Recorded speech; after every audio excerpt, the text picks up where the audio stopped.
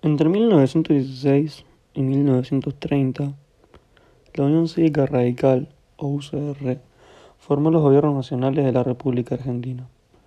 En 1916 se eligió por primera vez en Argentina el presidente de la nación utilizando el sistema de voto secreto y obligatorio para todos los mayores de 18 años, establecido por la Ley Sáenz Peña. En las elecciones de 1916 triunfó la Unión Cívica Radical, resultando elegido presidente Hipólito Yrigoyen. A partir de entonces se abriría una serie interrumpida de 3 presidencias radicales. La primera de Hipólito Yrigoyen, entre 1916 y 1922. La segunda de Marcelo T. Alvear, entre 1922 y 1928. Y la última de Hipólito Yrigoyen de vuelta, entre 1928 y 1930. Este fue el mayor periodo de tiempo consecutivo que la Unión Cívica Radical se mantuvo en el poder. La última de las mencionadas presidencias fue interrumpida por un golpe de Estado militar producido el 6 de septiembre de 1930, encabezado por el general José Félix Uriburu. El triunfo electoral significó la llegada a la conducción de diferentes ámbitos estatales, de un amplio sector social que hasta ese momento estaba excluido de los puestos públicos de dirección. Se trataba de sectores medios, sin grandes recursos económicos ni conexiones con las clases altas. La presencia de funcionarios sin apellido. Durante el primer gobierno de Yrigoyen, el impresionismo estuvo en minoría en el Congreso Militar. En la Cámara de Diputados, 145 miembros eran radicales y 129 opositores, mientras que en el Senado, sobre 58 miembros, solo 2 eran radicales. Aún en minoría, Yrigoyen mantuvo una actitud poco proclive al diálogo y la negociación, no solo con los partidos tradicionales conservadores que controlaban el Senado, sino que también con los nuevos partidos populares que adquirieron protagonismo a partir del voto secreto, el Partido Socialista y el Partido Demócrata Progresista. Yrigoyen gobernó prácticamente sin recurrir al Congreso y puso en práctica una política generalizada de intervenciones al gobernador con el fin de debilitar la oposición. Prácticamente todas las provincias fueron intervenidas, con excepción de Santa Fe, Buenos Aires y Jujuy. Por otra parte, Yrigoyen impuso un estilo de conducción muy personalista y directo, en el que sus ministros aparecían en escasa autonomía. La oposición y más adelante un amplio sector de la UCR criticaría severamente este estilo, que fue denominado como personalista. Durante su gobierno, Yrigoyen impulsó una serie de políticas que en conjunto implicaban una tendencia transformadora. La votación se realizó el 2 de abril de 1922. Marcelo T. Alvear, por la Unión Cívica Radical, obtuvo el triunfo con 450.000 votos. La Concentración Nacional obtuvo 200.000 votos. El Partido Socialista obtuvo 75.000 votos y el Partido Demócrata Progresista obtuvo 75.000 votos. El vicepresidente fue Elpidio González. Marcelo T. Alvear desarrolló una presidencia marcadamente diferente en estilo y contenido a la de Hipólito Yrigoyen.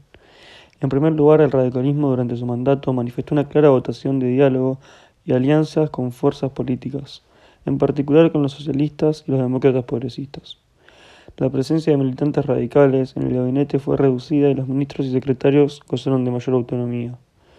El ministro Nicolás Matienzo desempeñó un rol de coordinación de gabinete. 2 ministros del gabinete de Alvear serían durante la década infame presidente de la Nación: Agustín P. Justo y Roberto M. Ortiz. En segundo lugar, las políticas de transformación económica, política y social que había delineado el gobierno de Yrigoyen resultaron atenuadas, cuando no directamente revertidas, durante el gobierno de Alvear.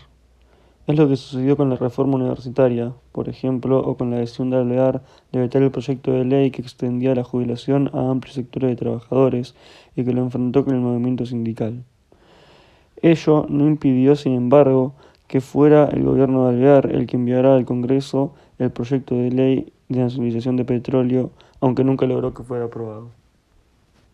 La decisión más destacada del gobierno radical durante la presidencia de Marcelo T. Alvear fue la creación el 19 de octubre de 1922 de la empresa estatal petrolera Yacimientos Petrolíferos Fiscales, o YPF, que en el futuro sería la más grande del país y llegaría a emplear 50.000 trabajadores. Marcelo T. Alvear designó al general Enrique Mosconi al frente de la misma y abrió toda una línea de políticas económicas y nacionalistas y antimonopolio. Desde entonces, el radicalismo haría de YPF una bandera ideológica. Esta iniciativa se enmarcó en un contexto signado por la fuerte presión que ejercían sobre el mercado petrolero argentino y en general sobre toda América Latina las compañías petroleras estadounidenses, Jersey Standard y europeas, Anglo-Persian Oil Company y Royal Dutch Shell. El gobierno de Irigoyen fue muy criticado por las intervenciones federales que dispuso y una serie de asesinatos políticos nunca resueltos adecuadamente. Irigoyen intervino en las provincias de Mendoza y San Juan, gobernadas por opositores, el ensimismo en la primera y el bloquismo de los Cantoni en la segunda. El 10 de noviembre de 1929 fue asesinado el senador opositor mendocino Carlos Washington Encinas por un grupo irigoyenista. Lógicamente se acusó a Irigoyen de haberlo ordenado. El crimen causó estupor en el país. Un mes después hubo un atentado anarquista contra Irigoyen al salir de su casa para ir a la casa de gobierno.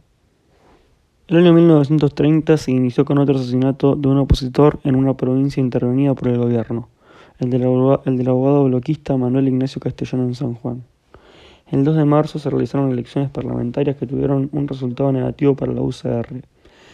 A nivel nacional, la Unión Cívica Radical, con 655.000 votos, perdió frente a los 695.000 que obtuvo la oposición.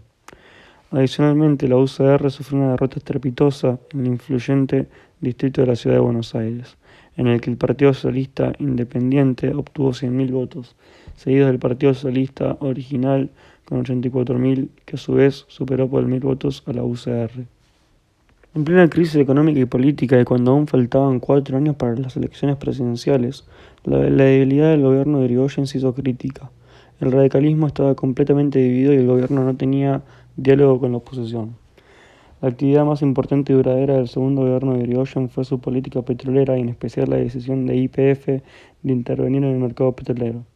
El 1 de agosto de 1930, para fijar el precio y romper los trusts, el golpe de Estado sucedería apenas 36 días después, lo que ha llevado a varios historiadores a vincular, al menos parcialmente, el golpe militar con la decisión de YPF.